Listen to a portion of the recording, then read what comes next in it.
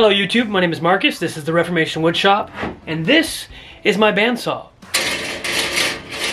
It needs some maintenance, it needs a new blade, it needs a lot of cleaning, and because I'm going to be doing that, I thought to myself, I might as well make a tips and tricks video for everything that you need to know about bandsaws.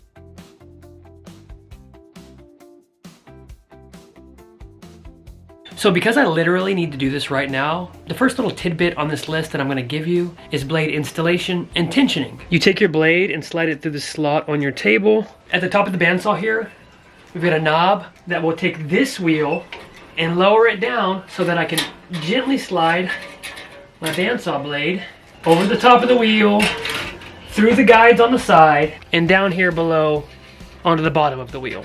Now I'm gonna turn the knob back the other way since it's on. And if you'll just listen, you'll know I'm slowly giving it some tension. Oh yeah, baby. If you see right there, and you feel like your blade is not staying center, there's a little knob right here on the back that'll actually move this wheel back and forth so you can level out the blade. But I'm not gonna touch that because mine is perfectly dead center. And if you look closely here, you align based on what's called the gullet, the more thicker area of the blade, not the teeth. So you don't put the teeth in the middle of your tire.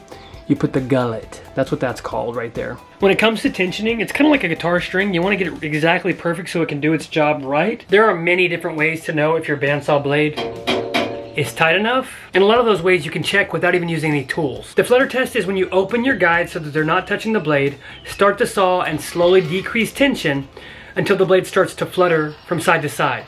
Then increase tension just until the flutter disappears. That area right there is the sweet spot. There's also the deflection test. That's where you keep your saw off, you push your blade, and it should only move about 1/4 of an inch. That's how you know it's exactly where it needs to be. Most of the time though, I'll just tighten it up till it feels right to me, and you'll know almost immediately when you go to cut something if it needs to be a little bit tighter.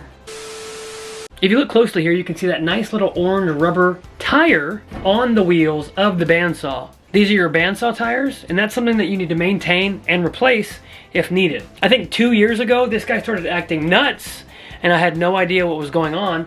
The bandsaw tires, just like a tire on your car, blew out and started throwing chunks off at me while I was working. So I went to Amazon, bought these guys as a replacement. Your wheel is a specific size, and there are different sizes on different bandsaws, so you have to buy the one that is specific to your bandsaw. The actual circumference of the tire and your width is important to know. The best way to get these guys on is to boil them for a little while, and then you can easily slide these guys onto your tire, and once they cool off, they'll sit themselves right where they need to be.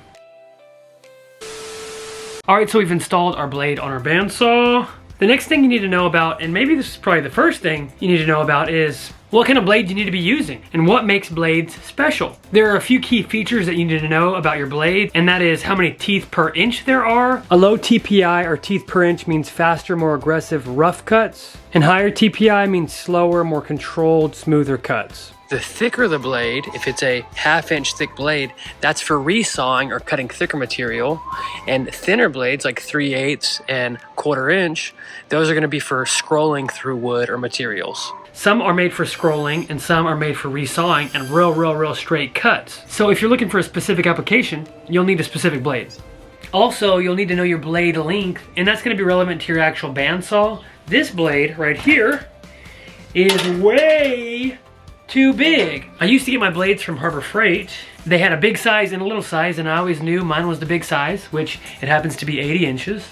I couldn't remember, so I grabbed the big size from Harbor Freight, and it was like 100 inches, way too big. So I went to Lowe's and got this Bosch blade, and it is perfect. If you don't know the measurement of the blade that you need, you can always use a sewing tape measure, like this one that my wife has. I put it in like I'd put a blade in, measured from wheel to wheel, 80 inches. That's how I got the 80-inch blade. Usually you can find the size of your bandsaw on the bandsaw, but mine's not written. That's why sometimes I get the wrong blades. Sometimes you have to put a bandsaw blade away. You'll need to know how to fold it. It's not just a fold in half and go over.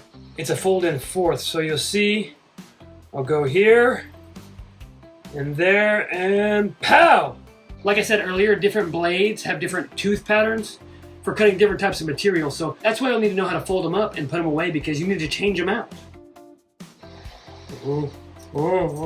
Bam! Like that. It's not just a fold in half. It's a fold in half and flip around in fourths. So A lot of times you might be working with hardwoods like this hard maple. Don't force your material through the blade. Let the bandsaw slowly do the work for you, because it is a terrifying experience when this blade breaks and blows up in your face. Don't force it. Just let it slowly and meticulously cut your material. One thing that will help is making relief cuts. Making relief cuts is especially helpful in doing a lot of circular things or cutting out letters and stuff like that. It helps to keep stress and pressure off of your blade, which will increase its lifespan, so that's always a plus. There are some key elements about the actual makeup of your bandsaw that you need to know. Like, for instance, how high of a cut you can make. This is actually one of the defining things that you should know what you need when it comes to buying a bandsaw, because this one only cuts at about 5 inches. And if you're needing to resaw big boards that are 6, 7, 8 inches, this saw cannot do that. Another selling point on a bandsaw is how long the blade here is from the neck over there, because if I have a long piece that I need to get in there, the max cutting capacity over here is only 12 inches. There are a lot of bandsaws that are way bigger than that. So take that into account too. How to use and set up your blade guard here. Your blade guard has this little knob in the back, and you just set this up to basically control the movement of your blade. And if you're cutting something that's about 3/4 inches high, this is where you want it. But if you are resawing something, you can send that all the way up and you can make as big as a cut you want. You want it right above your workpiece though. Let's talk about using a fence. There are many bandsaws that come with fences, but the way that I set up a fence on the bandsaw is the old-fashioned ghetto way. I just grab a board, make sure that it is square on both sides, and strap her down. That is pretty. So now if I want to, I can run material right through here and get perfectly straight cuts. I will say I'd rather make that cut on the bandsaw than I would on the table saw, because it can be a little sketchy. All right, moving on. If yours has a little knob on the bottom, you need to take advantage of that. If you're looking to do mitered cuts and you don't want to use your miter saw or your table saw, you can go to the bandsaw to do it. If your saw has a tilting table, you can do all kinds of crazy little angles here. We got it set at a 45-degree angle, and I'm gonna find something to cut.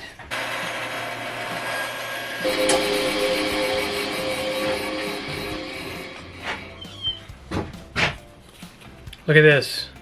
I'm about to make the tiniest floating shelf that you've ever seen. Look at that, that's a tight 45-degree miter right there.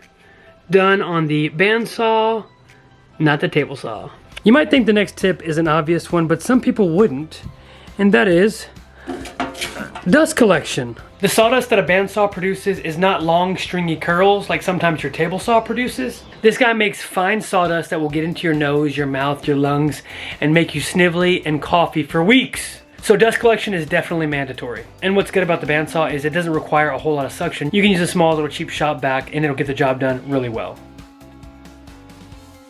Speaking of dust collection and general smart technique and safety, I'm gonna give you all of the safety tips that I could possibly think of in a quick and condensed way. If you can, keep your fingers at least 2 to 3 inches away from the blade when making cuts. Use push sticks for small cuts. Let your blade reach full speed before cutting. Turn off your saw before backing out of cuts.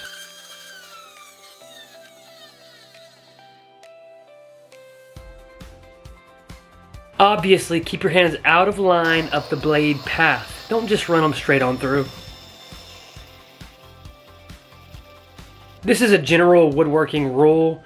Don't wear loose clothing or jewelry or have your long hair down all loose and free flowing, especially when using spinning tools like a bandsaw. Turn off your saw and wait for it to stop before making any adjustments, and obviously unplug the saw if you're changing the blade. If you've been watching and you've got a good pair of eyes in your head, you'll know my throat plate is busted in half. That is tip number 75,000. I don't know which one we're on. Replace your throat plate whenever you need. And sometimes if you're in a pinch, like I am right now because this thing is just crap, you can just slap a piece of wood in there and call it done. I love my bandsaw because it's one of the fastest ways to make dynamic cuts. You can't do 50% of the stuff with a table saw that you can with the bandsaw, so it's really important that I have this. If you feel like I left anything out on this list or have any questions about bandsaws, leave them in the comment section down below. Maybe we'll do a follow-up video showcasing more cool, unique features that this guy can do. I know most of you guys are absolute woodworking geniuses, but if there was one thing on this list that you benefited from hearing, why don't you go ahead and repay me by hitting that subscribe button. Anyways, thank you guys so much for watching, and I'll see you in the next one.